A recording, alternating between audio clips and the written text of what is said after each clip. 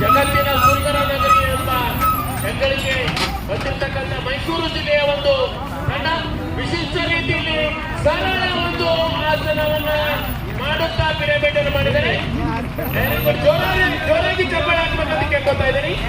ಜೋರಾಗಿ ಚಪ್ಪಾಳೆ ಹಾಕ್ಬೇಕಂತ ಕೇಳ್ಕೊತಾ ಇದ್ದೀನಿ.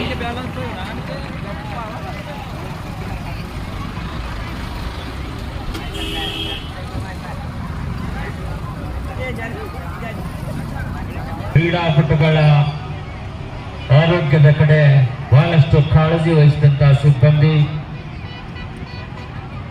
ಮಹಿಳಾ ಮಣಿಗಳು, ಮೈಸೂರು ಜಿಲ್ಲೆಯಿಂದ ಜಯಶ್ರೀ ರಾಠೋಡ್ ಚೆಲುವಾದಿ ಇಲಾಖೆಯ ಸಿಬ್ಬಂದಿ,